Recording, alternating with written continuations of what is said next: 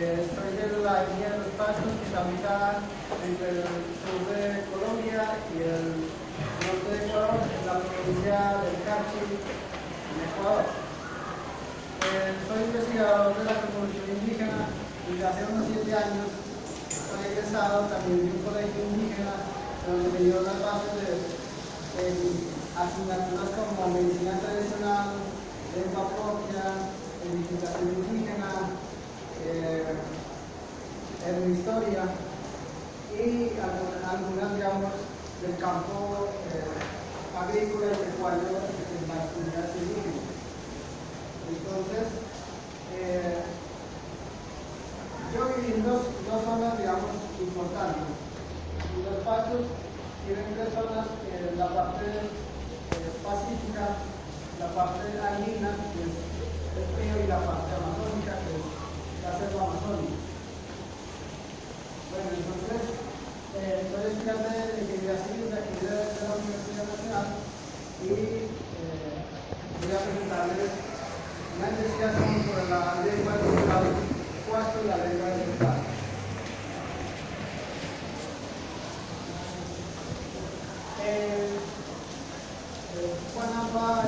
Guanalpa, Guancupa, Guangapa, Aucupa, Pai, Mapalauriela, Iscani, Aucu Milaneja, Aucu Chile, Aucu Pamache,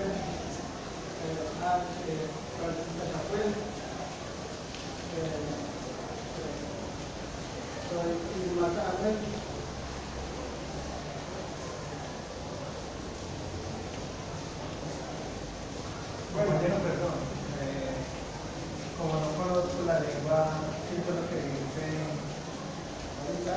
Tranquilo, lo tengo, digamos, esto más o menos organizado. El plan de contenido de esta presentación es una pequeña presentación que le hice ahorita volvemos y les digo qué es lo que significa, qué es lo que acabo de decir, donde di mi nombre, un pequeño saludo y algo de la cultura 4. Un contenido del cual estamos mirando ahí, lo que va a ser una introducción, una presentación y la investigación de la lengua 4. Bueno, ¿qué es lo que dije aquí? Guanalpa es fuerza del sol de abajo. Entonces, nuestro territorio más o menos es así. Entonces, el sol sale como salir de abajo, se esconde por arriba. Entonces, cuando apenas está saliendo, se dice Guanalpa, porque para acá sería buenos días. Juan Alfa y Juan Cupa es fuerza del sol al mediodía. Entonces, un paralelo con los saludos de acá significaría buenas tardes. Y fuerza del sol que se va,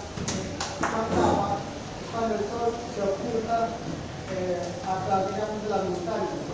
El territorio Pasto, como ustedes saben, es un nudo de montañas y las montañas, digamos, más altas queda digamos, en frontera con la lengua, con el territorio de los Pastos, con el territorio agua, y hacia acá es nuestro territorio. Esta es como es una montaña las más altas. Entonces, nosotros estamos cubiertos por estas zonas principales que son el volcán Chile, el volcán Cubal, y ahí ya viene un poquito más adentro los candaleros en Pasto. Entonces, ellos son mis padres, después que estoy ahí en la mitad. Este es un resguardo llamado Mayasquén. Esta fotografía la tomó una antropóloga llamada Joana Racapó, que la estoy buscando porque ella va a hacer una investigación en un trabajo por allá, y un libro llamado El renacer de los los tumbales es Punga Reforma, Punga Renaciente.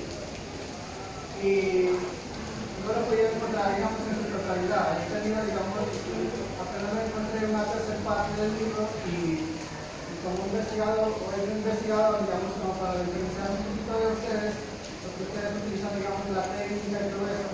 Yo uso las herramientas que hay de la cosmovisión, las lecturas, digamos, que uno se hace de los significados actualmente, de triángulos, líneas, cuadros, círculos. Uno ya mira, digamos, qué es lo que significa eso, y a partir del uso de la cosmovisión, investigo los vestigios, digamos, que hay en la comunidad.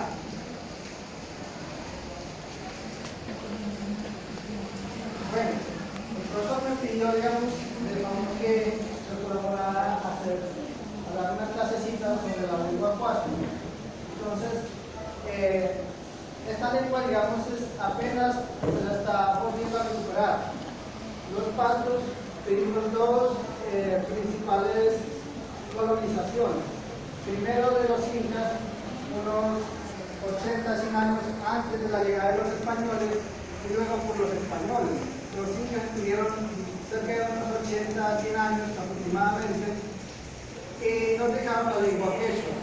Hasta hace más o menos unos 4 o 5 años, unos 3 años, los pasos consideramos que nuestra lengua ancestral era la lengua quechua. Pero ya investigando, haciendo estudios de antroponimia y toponimia, ya se descubrió, digamos, las verdaderas palabras de la lengua cuasi.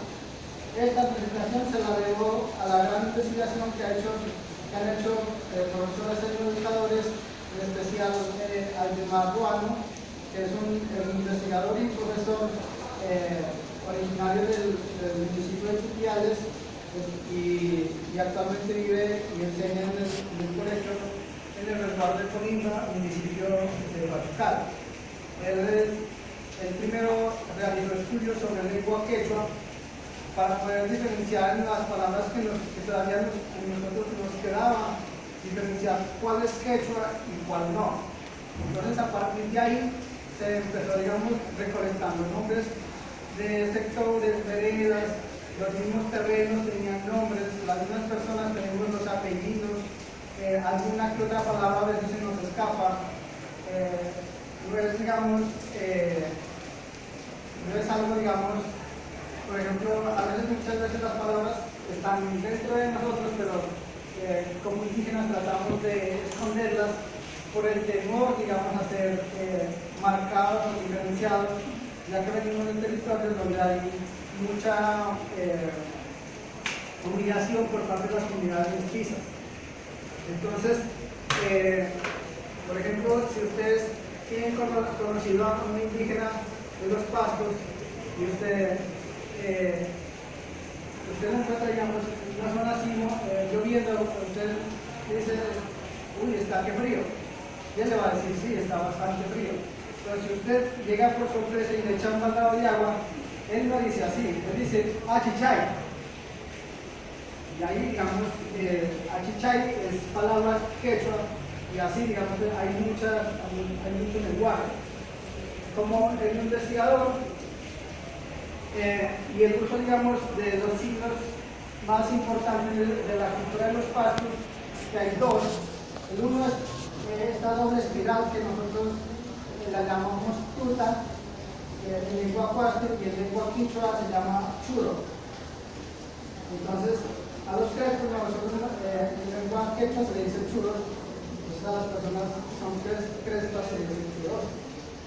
Entonces, este signo nos ayuda, digamos, cuando uno se tiene muchas ideas, líneas de pensamiento, lluvia de ideas, nos ayuda a organizar ese tipo de palabras.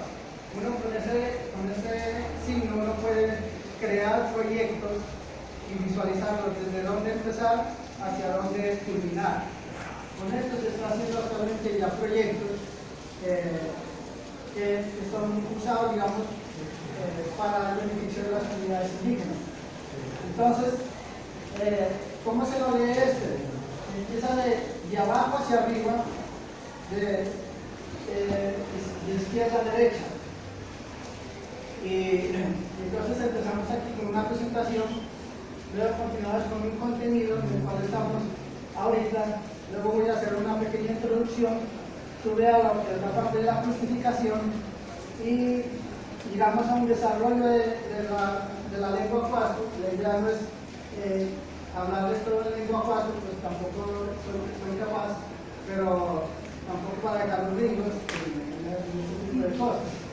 Y al último, si se alcanza, esperemos que sí, una ronda de preguntas que ustedes obviamente van a tener. Bueno, el territorio de los pastos está más o menos bajito de la flecha roja, no alcanzan a ver. Y hacemos parte, cuando llegaron los incas, hacemos parte del gran territorio del Tahuantinsuyo, de los 4 suyos que los incas llaman, que en su lucha, digamos, por ganar territorio, lograron alcanzar hasta el departamento de Nariño, incluso hasta el departamento del Cauca. Entonces, va desde Chile y Argentina, donde están la comunidad de Mapuche, y sube, digamos, pasa todo el Ecuador. Por eso la mayoría de pueblos del Ecuador hablan el quichua, pero esa no es la lengua propia de ellos, es ya una lengua que se la trajeron los incas. Y así no es parte de este territorio. También se la llama en la lengua quechua del pueblo aymara de Bolivia, se la llama Aviala, al gran continente de América. Y también obviamente lo traje este mapa porque a los indígenas estamos, digamos, dentro o cobijados por la gran bandera huipala, que es la bandera actual de las comunidades indígenas. Bueno, ese es el territorio de los pastos. Está ubicado, es el color de verde limón, que está entre Colombia y Ecuador, y acá, digamos, está en una forma más concreta donde está, digamos, en realidad el territorio de los pastos. Los pastos también se lo llama el nudo de la Huaca. Nudo porque ahí compilan muchas montañas, y Huaca significa que hay muchos, digamos, que había muchos entierros. Y en general, digamos, de metales preciosos como el oro, la plata, el platino, no es mal.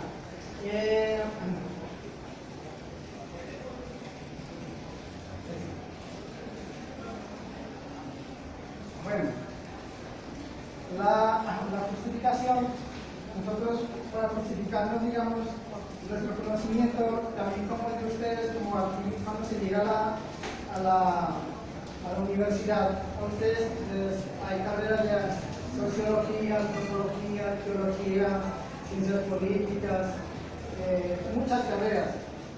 Asimismo, nosotros nuestro conocimiento es bastante grande y también lo dividimos en 8 o más a veces lo que nosotros llamamos matrices. La estrellita que alcanzan a distinguir, esa se llama la estrella pasto, la estrella o sol de los pastos, que tal vez lo hayan escuchado nombrar. Esta estrella es muy conocida en nuestro territorio, es el emblema máximo también con el cual uno se ha descubierto geometría, matemáticas, astronomía en base a los calendarios. Y la circunferencia que lo rodea la estrellita es la luna. Entonces también, como toda comunidad indígena, también fue capaz de medir la cantidad de veces que la luna aparecía, que son 28 días, igual que el periodo de la mujer. Entonces, nosotros llamamos desatando el futuro cuando empezamos a hablar de cosmovisión.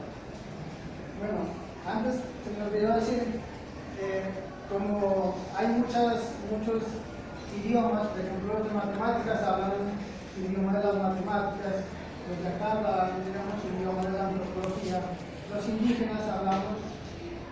con referencia mejor el idioma de la cosmovisión indígena.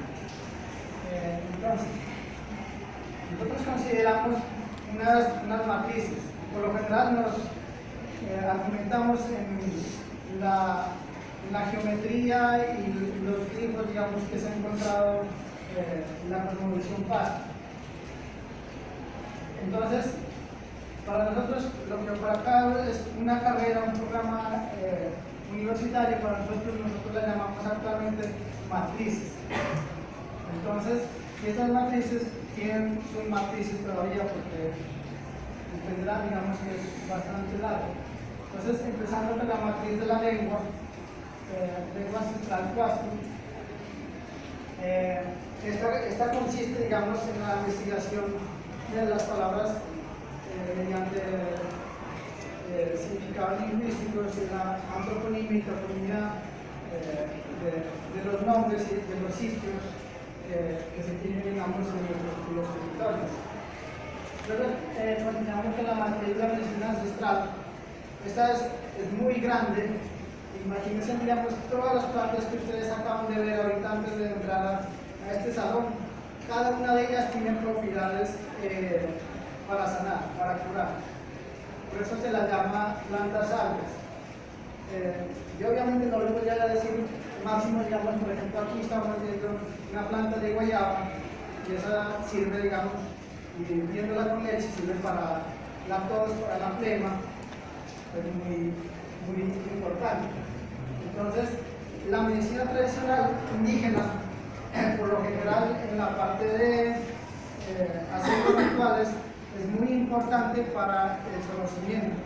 Los indígenas, antes de ser sedentarios, ya, digamos, fueron aprendiendo a partir de la mujer, porque los indígenas en los pastos no fuimos machistas como actualmente se es, producto de una colonización católica.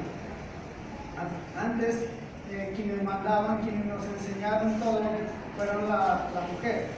Gracias a ella, digamos, empezó a darse cuenta que cuando abandonaban un sitio, después de haber recolectado, digamos, alimento, y botaban las semillas, y al año otra vez le daban la vuelta y llegaban a un sitio, encontraban que las semillas que botaron, las sombras que dejaron, esas volvieron a producir fruto.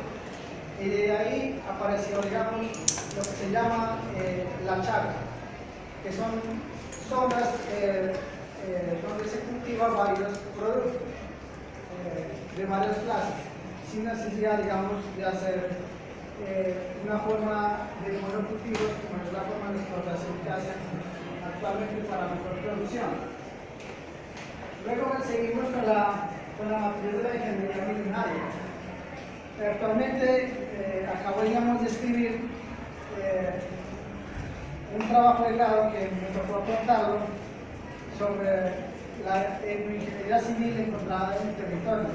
Solamente en dos resguardos que hice, que son pequeñitos, para los 24 resguardos que escribió un trabajo de grado de 250 páginas, en donde encontré túneles, encontré sistema de terrazas, encontré puentes, palos, colgantes, encontré las construcciones ancestrales que eran de forma circular, no rectangular como las que se conoce actualmente. Encontré sistemas de cimentaciones de donde empezaban, digamos, las bases de las casitas para que no se deteriorara el piso con la humedad. Encontré 8 acueductos, en promedio entre 9 y 12 kilómetros de longitud, y que algunos de ellos todavía lo están utilizando para tomar de ahí el agua, digamos, algunos barrios del pueblito y algunos sectores y veredas de resguardo de donde provengo. Entonces, luego sigue la matriz de la astronomía. La astronomía ha sido un ente muy importante, el cual nos ayudó a medir, digamos, a partir de la luna nos ayudó a medir y a encontrar fechas para sembrar, fechas para cultivar y fechas para cosechar, y fechas para agradecer al sol y agradecer a la luna. También se encontró, digamos, ya contar este ejemplo.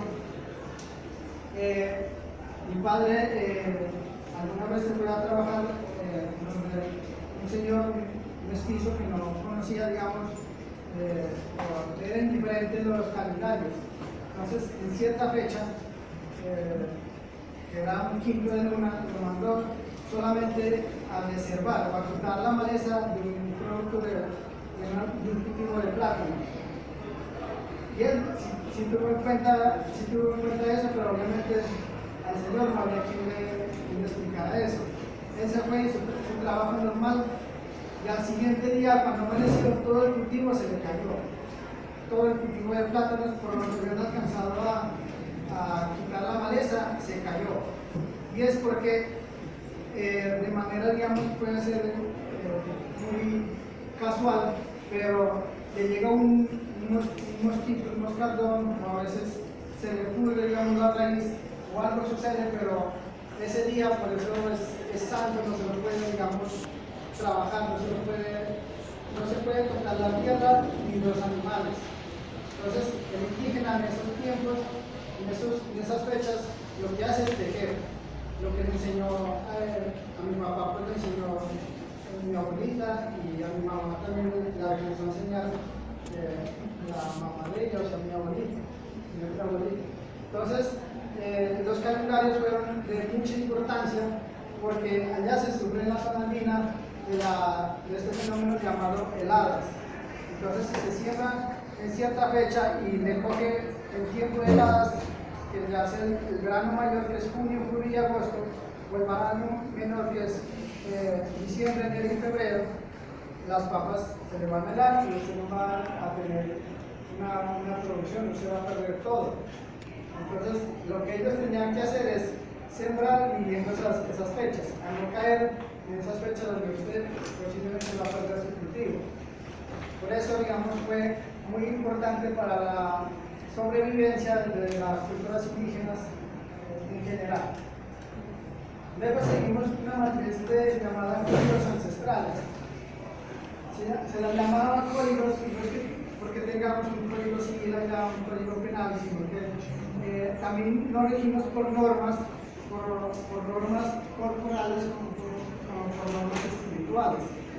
Las normas corporales están el ser indígena, la ley propia, la ley natural, el derecho mayor, que se llama la recuperación de tierras, y la ley espiritual. ¿Qué es esta ley espiritual? Digamos, no es que nosotros nos colocamos a pensar y decimos estoy armonizando con la naturaleza, no es eso. La ley espiritual es que usted dice,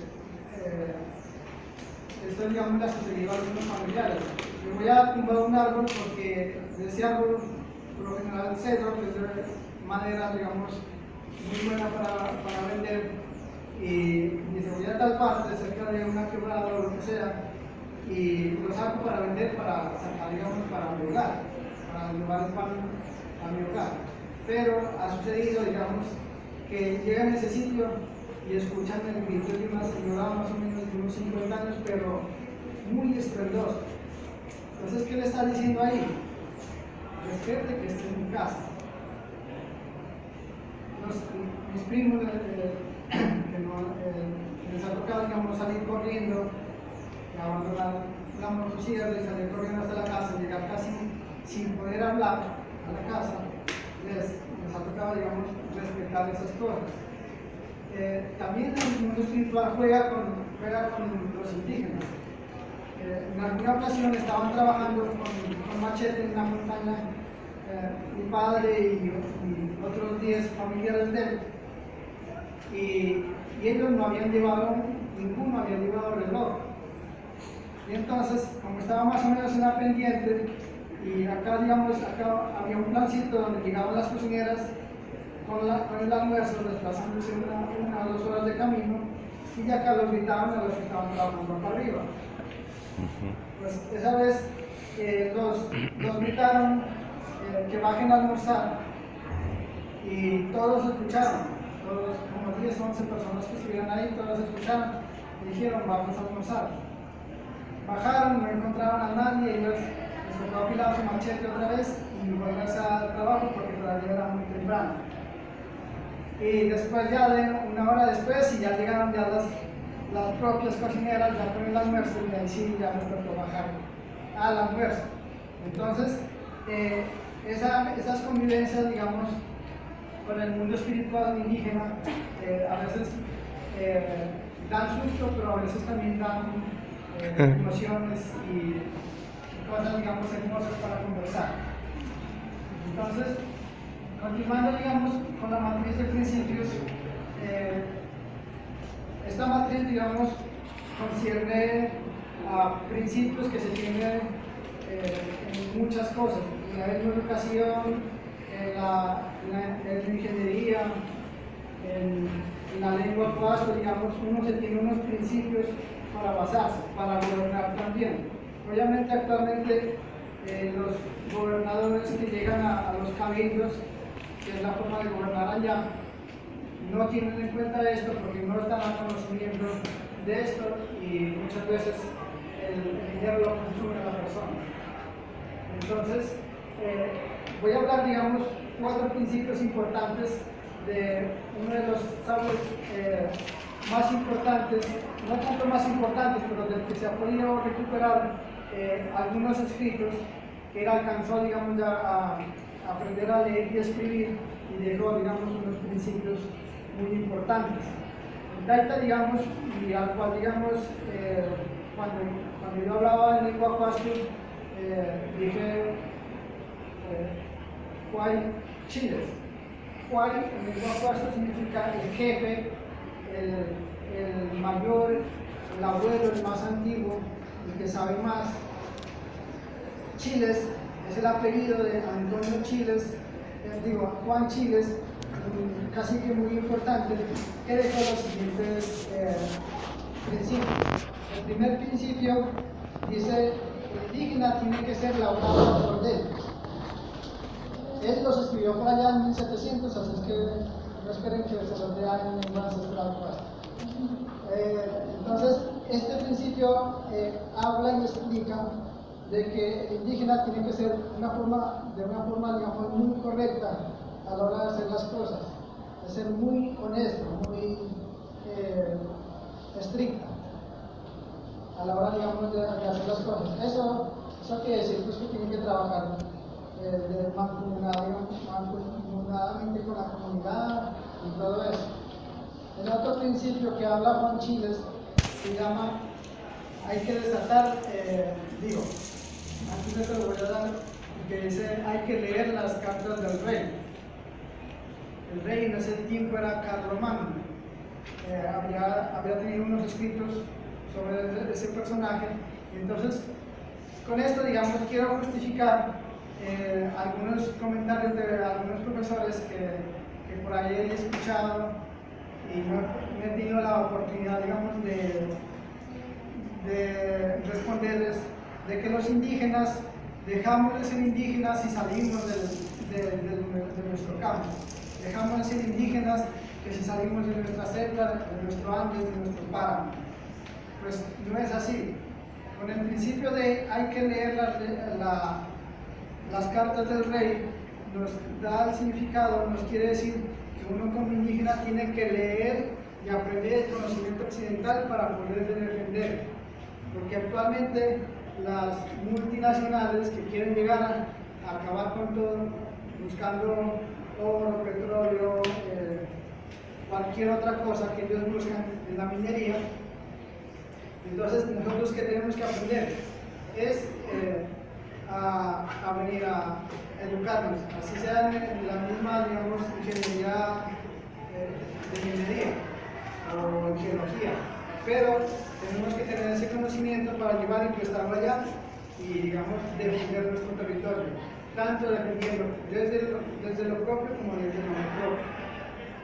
Entonces, eso es lo que nosotros estamos haciendo. Actualmente el resguardo del que yo vengo se llama Resguardo de Cumbal y estamos haciendo una gran campaña política, digamos, no es política, la campaña, digamos, de ayudar a que los estudiantes vengan a las universidades públicas. se creó una organización llamada el Centro de la Juventud Indígena del Cubano, con el cual ya llevamos trabajando 13 años e investigando, quienes estamos a la cabeza, sobre cosmovisión. Ya hemos traído cerca de 700 estudiantes indígenas a las diferentes universidades públicas del país. Y eso que solamente conocemos como de 8 universidades, digamos, en las que más estamos vinculados. Nos hace falta casi más de 20 universidades públicas que hay en el país, a las cuales, digamos, no tenemos ningún conocido para que lleve a los estudiantes hasta allá y traer, digamos, más estudiantes. No somos los cuatro con más estudiantes indígenas, ocupamos el tercer lugar. El primer lugar creo que lo ocupa un municipio en la Sierra Nevada. En segundo lugar está el municipio de Silvia, Cauca, en el departamento del Cauca. En tercer lugar estamos nosotros. Pero somos la única organización que estamos trabajando sin ánimo de lucro por el bien, digamos, de la educación de nuestros territorios. Actualmente estamos tratando de llegar a más resguardos, no solamente con el nuestro, sino que a otros resguardos, para que todos los estudiantes indígenas se formen acá y vuelvan a nuestros territorios y vuelvan a devolver, digamos, lo que ellos vinieron a aprender acá. Porque con la naturaleza uno tiene que ser, digamos, mancomunado con ella, devolver lo que uno coge. Si uno tumba, debe sembrar.